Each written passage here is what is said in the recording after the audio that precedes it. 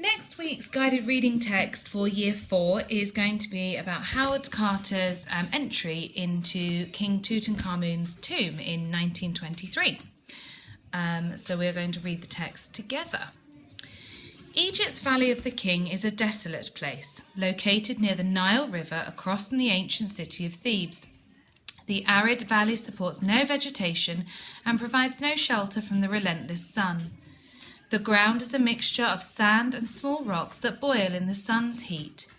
Temperatures average 90 degrees Fahrenheit during the winter, and in summer they soar into the 120s. This is the place the Egyptian pharaohs of over 3,000 years ago chose to be in tombs buried beneath the lifeless landscape, surrounded in death by treasures of unimaginable value. The pharaohs hoped to avoid being discovered by grave robbers that had violated and ransacked the burial vaults of their predecessors. Their efforts were unsuccessful. Thieves pillaged all of the buried tombs in the valley except one, Tutankhamun, who died around 1346 BC. There is evidence that intruders did locate and enter the tomb shortly after King Tut's death. However, they were discovered before much damage was done. The priests guarding the valley reburied Tut's tomb, and it remained undisturbed, its location unknown, for more than 3,000 years. Encased in a coffin of pure gold, the Egyptian king lay in the blackest darkness, surrounded by unfathomable silence. He was immersed in a small slice of the royal world of the pharaohs.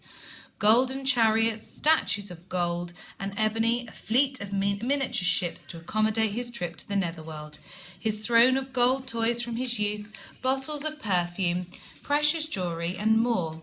Every corner, every niche of this time capsule from ancient Egypt was filled with priceless objects. Howard Carter, an English Egyptologist, had a hunch that Tutankhamun lay beneath the Valley of the Kings, even though conventional archaeological wisdom declared that all areas' tombs had been found. In 1914, supported by his British benefactor, Lord Carnarvon, Carter began his search in earnest. For 7 years, his efforts bore no fruit. In November 1922, during the last season of exploration that Lord Carnarvon said he could support, Carter's luck changed. His Egyptian labourers uncovered a series of steps leading down to a sealed door, into the tomb. Breaking through the sealed door, Carter found a passageway filled with stone and rubble. Clearing this passageway revealed another sealed door marked with the royal impressions of Tutankhamun. Carter was sure he had found the king's tomb, but he was afraid it may have been pillaged, its contents removed. On November 26th, Carter, with Lord Carnarvon at his side, started to break through this second sealed door. It was, as Carter described, the day of days, the most wonderful that I have ever lived through. Slowly, desperately, it seemed to take us as we watched the remains of passage debris that encumbered the lower part of the doorway were removed until at last we had the whole door clear before us. Darkness and blank space, as far as an iron-testing rod could reach, showed that whatever lay beyond was empty and not filled like the passage we had just cleared. Candle tests were applied as a precaution against possible foul gases, and then, widening the hole a little, I inserted the candle and peered in with Lord Carnarvon, Lady Evelyn, and Calendar standing anxiously beside me to hear the verdict. At first I could see nothing, the hot air escaping from the chamber, causing the candle flame to flicker. But presently, as my eyes grew accustomed to the light, details of the room within emerged slowly from the mist. Strange animals, statues, and gold, everywhere the glint of gold. Entry into the burial chamber. The wonderful things that Carter saw encompassed the greatest collection of Egyptian antiquities ever discovered. This was only the tip of the iceberg. Beyond this antechamber lay another smaller room filled with equally magnificent treasures. It took the archaeological team 2.5 months to carefully clear and catalogue the items in these 2 rooms.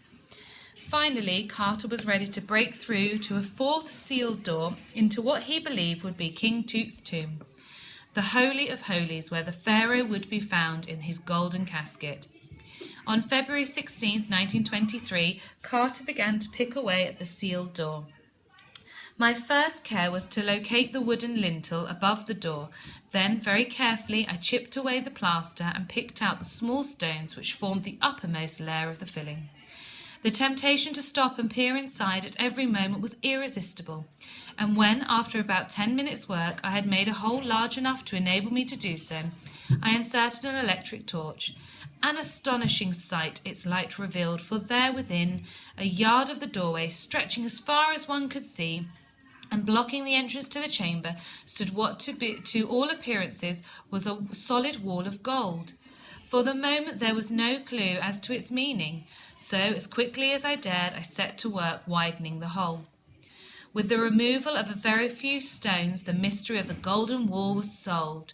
We were at the entrance of the actual burial chamber of the king, and that which barred our way was the size of an immense gilt shrine built to cove and protect the sarcophagus.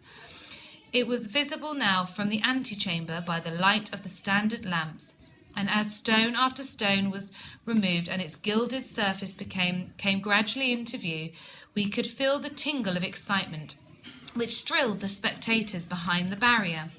It was beyond any question the chamber in which we stood, for there, towering above us, was one of the great gilt shrines beneath which kings were laid. So enormous was this structure, 17 feet by 11 feet and 9 feet high, we found out afterwards, that it filled within a little the entire area of the chamber, a space of some 2 feet only separating it from the walls on all 4 sides, while its roof almost reached almost to the ceiling. From top to bottom it was overlaid with gold, and upon the sides there were inlaid panels of brilliant blue tin glaze, in which were repeated over and over, the magic symbols which would ensure its strength and safety. Around the shrine, resting upon the ground, there were a number of funerary emblems, and at the north end the 7 magic oars the king would need to ferry himself across the waters of the underworld.